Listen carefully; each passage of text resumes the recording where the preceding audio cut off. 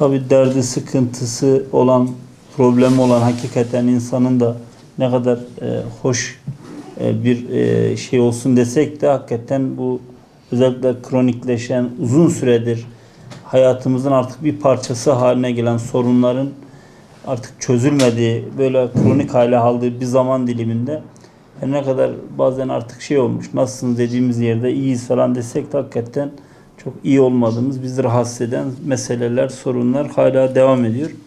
Şu anda hakikaten rahatsız eden bir husus. Allah razı olsun gayretleriniz için de teşekkür ederim. Yani uyuyamayanlar da var, uyumayanlar da biliyorum. Evet. Yani öyle insanlar da var. Sabaha kadar uğraşıp da öyle çalışanlar da var. Derdimiz de dertlenenlerden eylesin inşallah.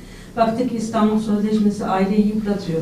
Kadınlara bazı işte fonlarla bazı paralar veriyor.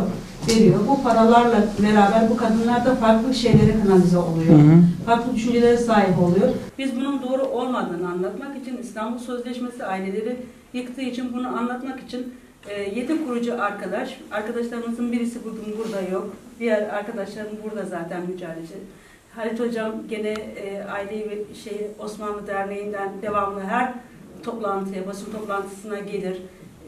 İlham Bey aynı şekilde, arkadaşımız aynı şekilde. Biz basın yoluyla, bizim tek sıkıntımız burada.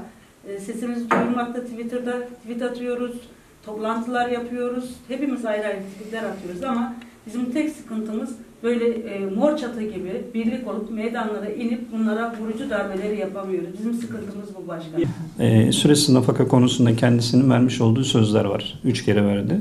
Biri 100 günlük süreç. Diğeri birinci yargı paketi. İkinci yargı paketi. Ondan sonra tekrarladı Kızılcahamam'da. Bunların yerine gelmedi. En azından İshak Bey bu konuda görüşür. Ya bu konuda çok mağdur var. Aile konusu geriye atılacak. Feministler için ya da bir oy kurgusu için kullanılacak bir mevzu değildir. Bu toplantıdan sonra bu konuyu İshak Bey'e iletirseniz biz bu konuda çok mutlu oluruz. Evet. İnşallah biz işin aslı şimdiye kadar Sayın Cumhurbaşkanı ile görüşmelerde ülke meselelerine dair Sayın Genel Başkanımızın bizzat birinci elden bu meseleyi iletti. İletmeye de devam edecek. Özellikle İstanbul Sözleşmesi ile alakalı zaman zaman bu gündeme geliyor. Parti Genel Merkezimizin ve biz İstanbul Teşkilatı olarak da zaman zaman seminer, panel, farkındalık oluşturma adına. Çünkü nihayetinde evet sosyal medyada veya sadece bir seminer, panel işlemek tarzında bu sorun çözülür mü? Çözülmesi için ön ayak olur. Bir kamuoyu oluşturur, bir rahatsızlık oluşturur. O yüzden eğer bugün nafaka meselesi ve diğer meseleler ülke gündemindeyse, Türkiye'nin gündemindeyse, bu tartışılıyor ve konuşuluyorsa öncelikle bu gerek İlham Bey gibi, gerek diğer sivil toplum kuruluşlarının ve gerekse bizlerin parti olarak bu meseleyi gündeme almamızdan kaynaklı. Yoksa bu mesele hakikaten yıllardır kronik hale gelmiş bir sorun. Bundan sonra da devam edecekti. Öncelikle nafaka meselesiyle alakalı biz yıllardır bu meseleyle ilgili genel merkezimizin, genel başkanımızın genel merkezliğinde yaptığı açıklamalar var. Bizim İstanbul İl Teşkilatı olarak yaptığımız çalışmalar vardı. Dediğim gibi bu zaman zaman basın açıklaması, zaman zaman sosyal medya üzerinden, gerekse televizyonda bu meseleyi işlemek, kamuoyu oluşturma adına önemli çalışmalarımız oldu. Hakikaten Türkiye'deki kanunlar çıkartılırken toplumun hassasiyeti gözetilmeden bir takım ithal yöntemle alınıp bu coğrafyanın kodlarına, hassasiyetlerine, aile yapısına, ahlakına, toplumun tabiri caizse DNA'sına uymayan bir takım yasalar, kanunlar ithal edip aynı birebir uygulamaya çalışılıyor. Haliyle burada da bir takım uyuşmuyor. Toplumun genel yapısıyla uyuşmuyor. O yüzden bu yasalar çıkartılırken toplumun hassasiyeti gözetilmeliydi. Maalesef şu ana kadar bu yapılmadı. Süresiz nafaka normalde yeniden yargı reform paketinin içine koyulacak dendi. Fakat geçenlerde Cahit Özkan bir çıktığı programda şunu söyledi. Aileyle ilgili mutabakat sağlanması lazım dedi. Tüm partilerle ilgili. Yani CHP ile, İYİ Parti ile, MHP, işte HDP ile hep birlikte oturup toplumsal mutabakata bağlanması lazım. Bu konular önemlidir dedi. Şimdi burada da şunu anlıyoruz ki yeniden yargı reform paketine bunu sokmayacaklar. Sebep olarak da şu: AK Parti, MHP ortaklığında istenen bir kanun olduğu zaman direkt kimseden bir mutabakata bağlanmadan hemen çıkartıyorlar. Bununla konuyu sulandırmaya çalışıyorlar.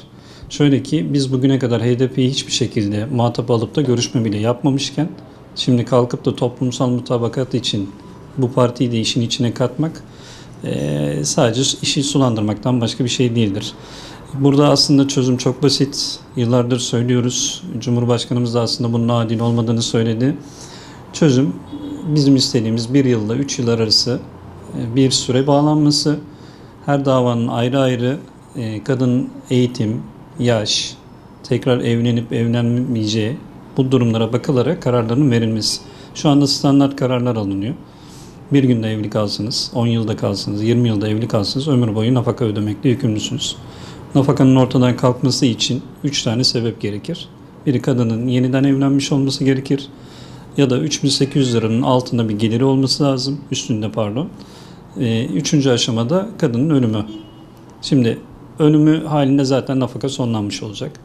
Türkiye şartlarında 3.800 liranın üstünde erkek dahi alamazken kadının öyle bir geliri yok. 3. şartta da aylaksız bir yaşam sürmesi lazım. Bunun ispatını da yapmaya kalkarsanız özel hayatı ihlalden siz içeri girersiniz. Bu da mümkün değildir. Yani kadın ömür boyu sizden evlenmediği kaydıyla sizden nafaka alır. Bunun çözümlenmesi için ailenin yaşatmasını istiyorsak 1 yılda 3 yıl arası bir süre belirlersiniz. Sonra kadın mağdur oluyorsa gerçekten aile fonu oluşturulur. Bu boşanmış insanlardan toplanan paralarla o fondan kadına nafakayı devlet ödemeye devam eder. 2 yıl mesela evli kalmış, hiçbir ilişkisi olmamış eşiyle. Eşin aldattığını ve zührevi hastalıkları olduğunu ispat ettiği halde eşine tazminat, nafaka ödeyen mağdurumuz var. Ayrıca 10 gün evli kalıp benim gibi 6 yıldır nafaka ödeyen insanlar var. Onun dışında evinden eşyası, altınları çalınıp alınıp götürüp kadın buna dair nafaka, tazminat ödenen davalar var. Ve davalar çok uzun sürüyor. En büyük sıkıntı da o. Şimdi benim dava 5 yıl sürdü misal. En az süren davalar 5 yıl, 8 yıl, 10 yıl süren davalar var. Biz bu 5 yıl boyunca, 8 yıl boyunca kadın suçlu olsun olmasın tedbir nafakası altında nafaka ödemek zorundayız. Ve nafakanın da şu sıkıntısı var. Siz nafakayı ödemediğiniz zaman paranız olsun olmasın devlet buna bakmıyor. 3 ay hapis cezası var şikayet halinde. Ve her bir nafaka için bu. Şu an 4 yıldır içeride olan, bir fiili içeride olan mağdurumuz var. Nafakasını ödeyememiş, içeri giriyor, 3 ay yatıyor. O 3 ay boyunca kim ödeyecek nafakasını? Çıkıyor, tekrardan kadın dava açıyor. Diyor ki içerideyken 3 ay birikti, bunu da ödeyemiyor, tekrar içeride. Bu şekilde mağduriyetler yaratıyor, çok fazla. Artı evden uzaklaştırmalar çok fazla şu an. Kadın bir boşanma davasında kendini haklı çıkartmak için iftira atıyor. Eşim bana şiddet uygulayabilir. Bunu söylemesi bile erkeği evden uzaklaştırmak için yeterli bir sebep. Yani sizin eşiniz çıksın desin ki ya bugün eşim bana bir şiddet uygulayabilir. Sözlü ya da saldırı şeklinde fark etmez. Ben bundan şüphe ediyorum. O günü nöbetçi mahkeme toplanıyor. Hemen sizin hakkınızda evden uzaklaştırma kararı veriliyor. Bunlar da iftira şekilde eline koz olarak kullanılmak kaydıyla boşanma davalarında kullanılıyor. Zaten şu da var. Boşanma davalarında kadının ağır kusurlu olması lazım ki tazminat ödemeyesiniz. Onun dışında ağır kusurlu da olsa nafaka ödemeye de devam ediyorsunuz.